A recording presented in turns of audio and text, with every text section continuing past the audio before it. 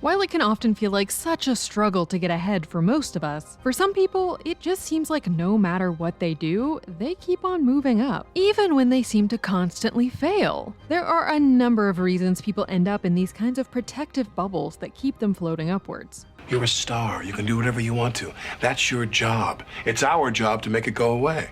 I love this country. This trope shows up in movies and TV in a number of different variations, from the hilarious to the kind of horrifying, and everything in between. So let's take a deeper look to analyze what this trope really shows us about this real-world problem. Pretty much everyone can relate to the feeling of working so hard only to be passed over for someone who seemingly has no idea what they're doing. Failing upward is a phrase coined to describe people who seem to be totally inept, who are constantly causing problems and generally wholly unable to figure out solutions, which usually means they just wait around for someone else to fix everything, who always seem to mess everything up, and yet they not only always survive, but thrive. The rudderless trust fund child / middle manager whose incompetence is emblematic of a declining American economy. Sometimes their continued upward movement and safety is the function of someone, usually a family member, with real power looking out for them, because they know that this person probably wouldn't make it on their own. But this kind of failing upward often has its limits. I know it was you, Fredo. You broke my heart. Sometimes it's just a bit of plot armor to keep a main character moving onwards and upwards in a story that wants to stay lighthearted, and not let the fun get bogged down by reality. We often see this ramped up to an even more ludicrous degree for laughs and satires, like Job getting the top spot at the family company over Michael because he dazzled the board with a children's birthday party trick. On Veep, essentially everyone, except for Sue, seems to be failing upward to some degree. As a send-up of the American political system, the show satirized just how out of touch everyone making decisions are, and how when things do go right, it's usually a fluke. Why is this so hard? I just want to be president. Jonah Ryan in particular seems able to keep flipping what should be losses into wins, and weasel his way higher and higher until he's literally running for president, and then becomes Selena's VP. On The Office, it may initially seem like Michael Scott is a prime example of the trope, but in reality, he's the opposite. He's good at the most important part of his job, as far as the company is concerned, selling paper. He's just bad at everything else. But because he continues to bring in the money, he's generally protected from facing the consequences of his poor choices. Utica, Albany, all the other branches are struggling, but your branch is reporting strong numbers. It's actually Andy who fails upwards. He's not great at sales or anything else, but manages to stick around and eventually even run the company for a while.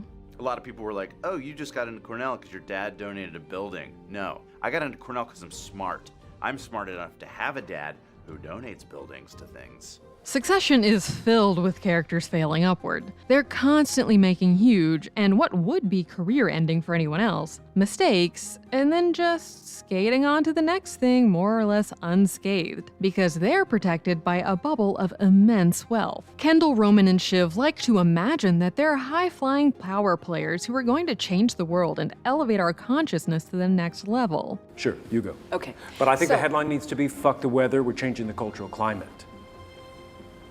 But you go. But they are pretty much always out of their depth when it comes to doing any real work, because they've never actually had to work or fight for anything in their lives. I'm the eldest boy! I am the eldest boy! You're not. And so they constantly find themselves failing when they try to go up against anyone that does have a handle on what's really going on. But it doesn't serve my interests. How does it serve my interests? But no matter how huge their blunders, they always come out A-okay, for the most part. And even if none of them get the coveted top spot at Waystar Royco in the end, they're still billionaires with the power to keep trying and failing and attempting to shape the world to their desires. It's interesting to contrast them with Tom, who seems more obviously like a failure for most of the show. He's constantly getting put down by everyone for being an interloper, is made to be the fall guy for a lot of bad things, and never really seems to be able to manage a win. So I did a bit of research and I got deep into the prison blogs again. Oh, You know, honey. about toilet wine. But the truth is I'm not gonna get wine of any temperature in prison. But his rise isn't failing upward. He spent the entire series having to play 4D chess and make very strategic and very dangerous moves to keep himself in the game. He does put in the work to get that coveted top spot, even if it's a hollow victory.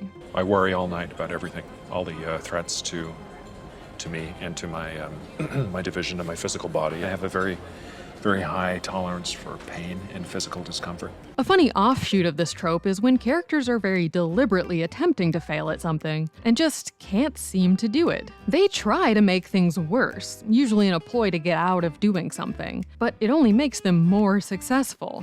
I thought I'd fail at failing. Oh, come on, man.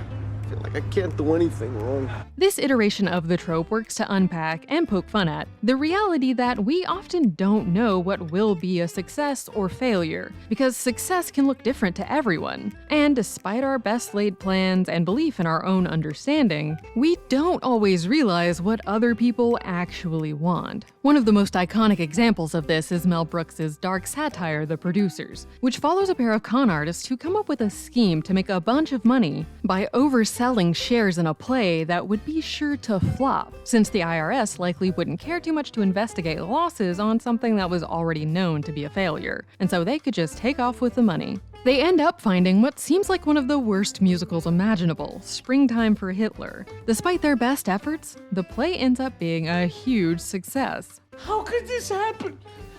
We picked the wrong play, the wrong director, the wrong cast.